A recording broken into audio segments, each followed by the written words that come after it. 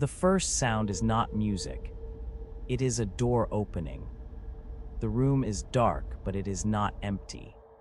A table has been prepared. White paper hangs where the air can touch it.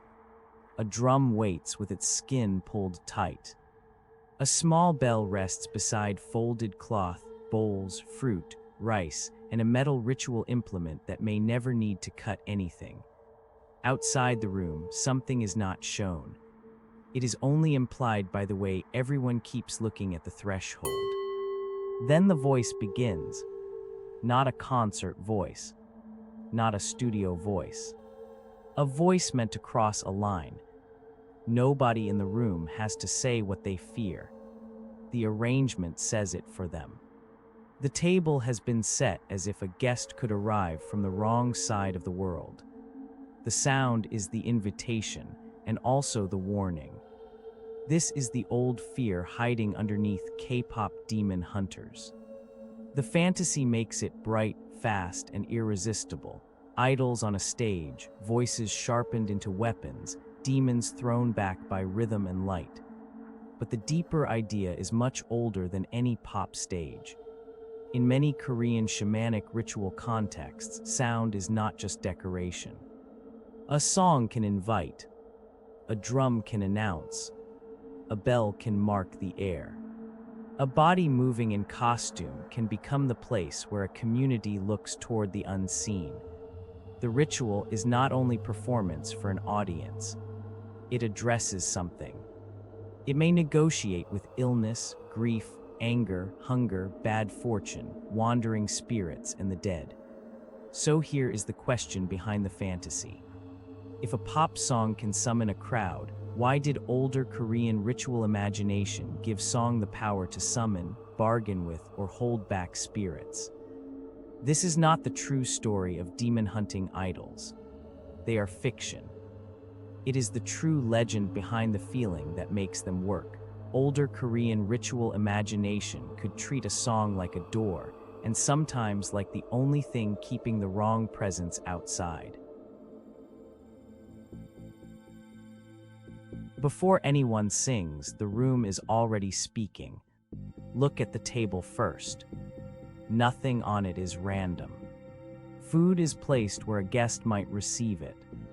Cloth is folded as if a change of state is about to happen. Paper catches the light. A bowl, a candle, a ritual implement, a fan, a drum, a bell. Each object looks ordinary until the ritual begins to give it a job. This is the first difference between a fantasy battle and a Korean gut. In the fantasy version, the supernatural announces itself with a monster. In the ritual imagination, danger may arrive as imbalance. A family is sick. A house feels wrong. A dead person has not settled. Fortune has turned. A community feels that something invisible must be addressed before ordinary life can continue. That invisible trouble may not have a single face. It may be grief with no place to go, a dead relative who still matters, a household anxiety, an illness nobody can narrate cleanly, or a run of misfortune that makes ordinary explanation feel too small. The Mudang enters that uncertainty as a ritual specialist. The ritual specialist is not a superhero in the modern sense, and not merely an actor either.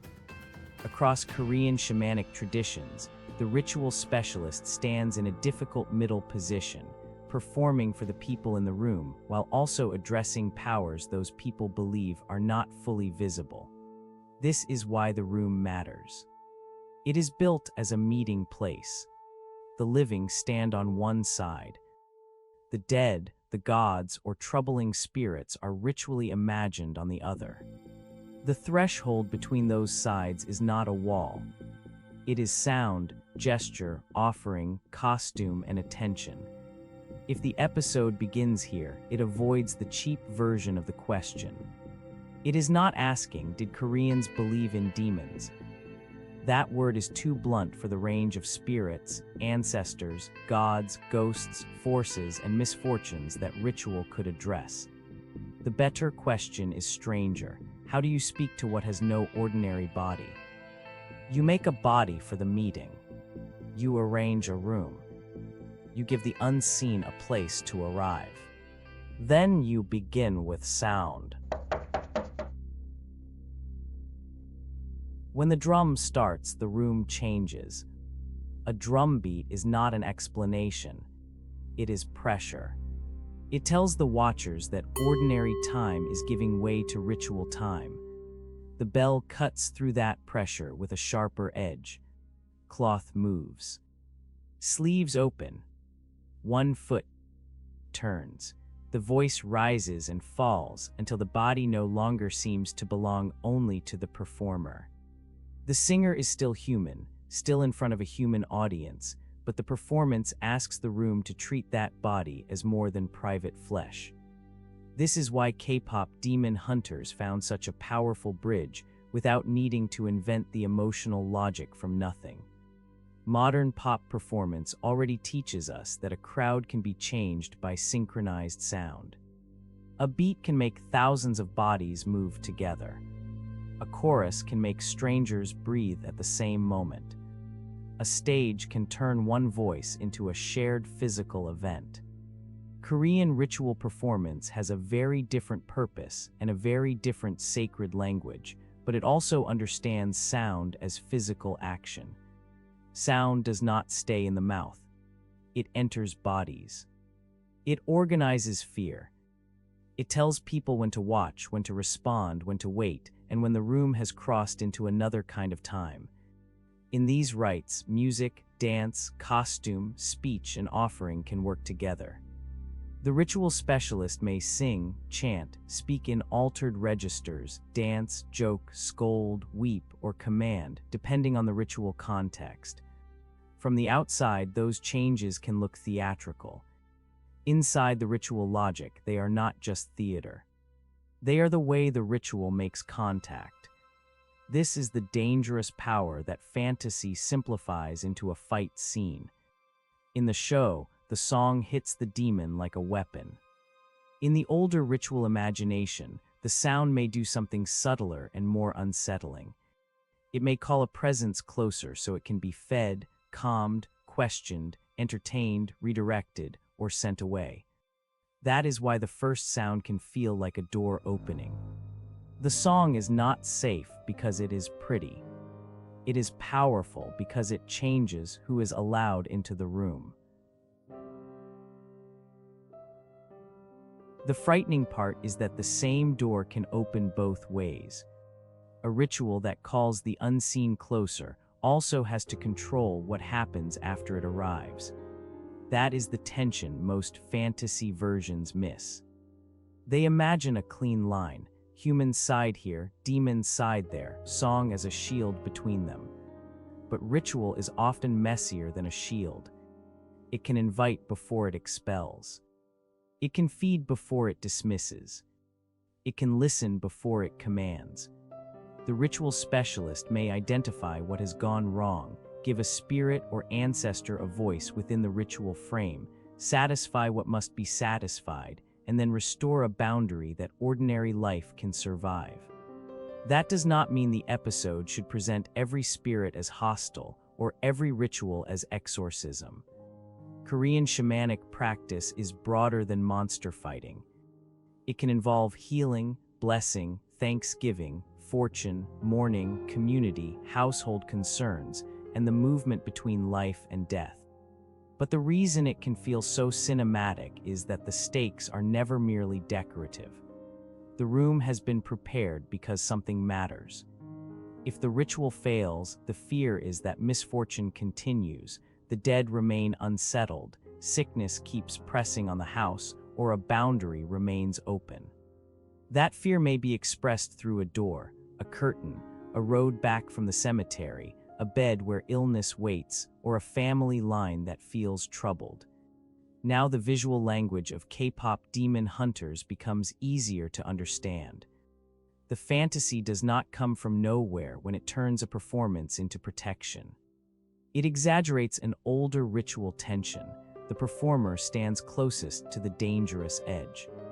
The performer makes sound and draws every eye in the room. That body becomes the point where fear is gathered and shaped. That is also why the best image is not a monster rushing toward the camera. The stronger image is a door curtain moving when no one has touched it, a bell sounding after the voice pauses, a watcher refusing to step over a line on the floor.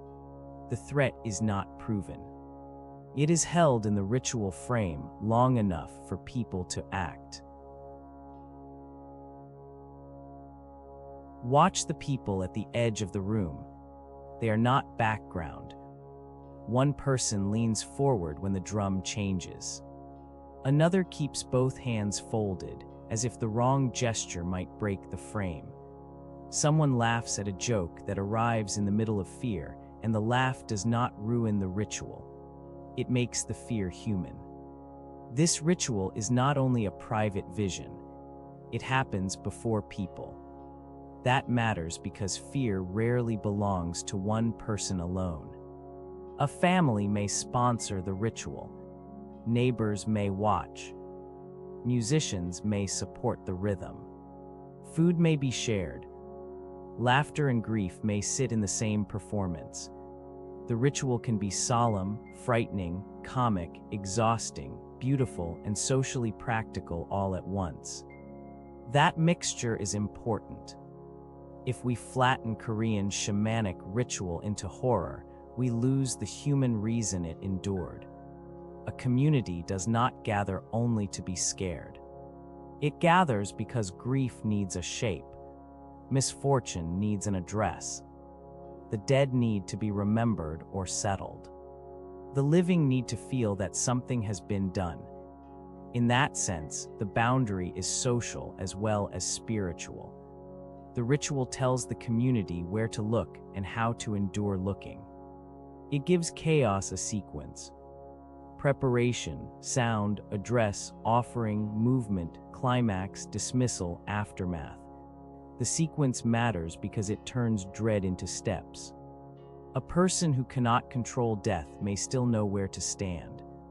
A family that cannot command fortune may still place food on the table. Even if every person in the room does not understand every symbol the same way, the shared structure can make fear bearable. This is where the modern pop comparison becomes more interesting than a costume comparison.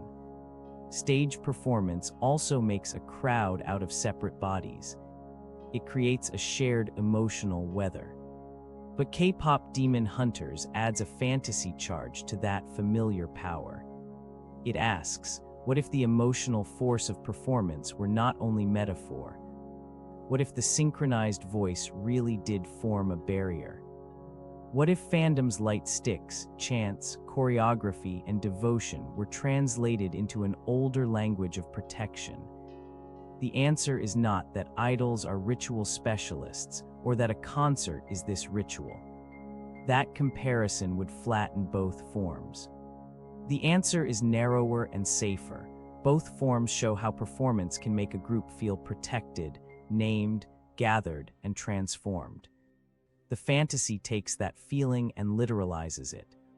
Older ritual traditions had already given Korean imagination powerful images of rooms where sound confronted fear. Now return to the stage and notice what has been changed. The room has become an arena. The threshold has become a line of light.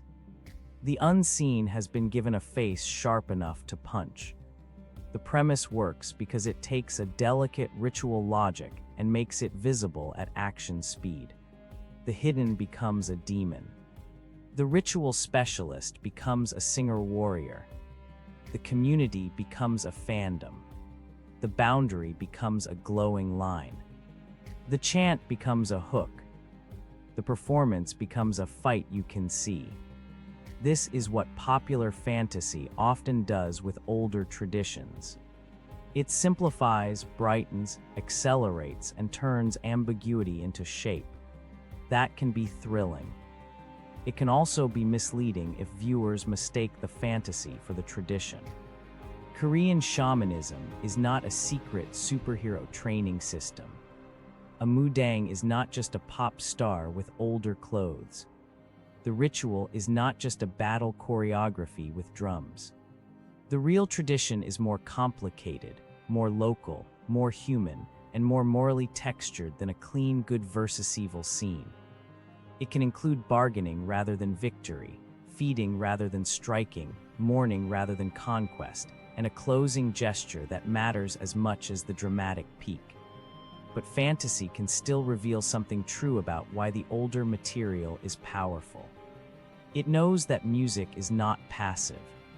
It knows that performance can make a boundary feel real. It knows that a voice can gather fear and throw it back as courage. It knows that monsters are often easier to face when someone gives them rhythm, name, and stage. That is why the show's premise feels instantly readable, even to people who know little about Korean ritual. The idea has crossed into global pop form, but the emotional engine is ancient, the belief that sound can change a room. The careful way to watch it is with two truths at once. The idols are fiction. The demons are fantasy. But the intuition behind the fight, that a performed song could stand between a community and the invisible danger pressing toward it, has deep roots in ritual imagination. The show turns that intuition into spectacle. The old room was quieter, stranger, and in some ways more frightening. At the end, go back to the first room. The drum is silent now. The paper barely moves. The offerings remain on the table. The watchers have lowered their eyes or gone home. Whatever the ritual addressed has not left evidence in the modern documentary sense. There is no monster body on the floor. No glowing barrier remains in the air. There is only the room after the sound, and the feeling that the room is different from how it began. That is the true legend behind K-pop Demon Hunters. Not that the fantasy is secretly a record of real demon battles. Not that every ritual song was a weapon. The truth is older and more human. People have long needed ways to speak to fear when fear has no face. They have needed someone to stand at the threshold, make the room ready, call what must be called, feed what must be fed, send away what must not stay, and give the living permission to continue. In Korean shamanic traditions, sound could help build that threshold. Voice, drum, bell, body, paper, food, costume, and witness could turn a room into a meeting place between visible and invisible worlds. The door may never have looked like a door. It may have been a rhythm, a sleeve, a table, a bowl of rice, or the moment everyone understood that ordinary speech had ended. K-pop Demon Hunters makes that meeting place explode into color and combat. But underneath the spectacle is the same unnerving question. What if a song is not only something we hear? What if it is something we stand behind? The modern stage gives that question lights, choreography, and monsters. The older ritual room gives it darkness, offerings, a bell, a drum, and one voice beginning before anyone is ready. The first sound is not music. It is a door opening. And when the song ends, the oldest fear remains at the threshold, listening to see whether it has truly been kept outside.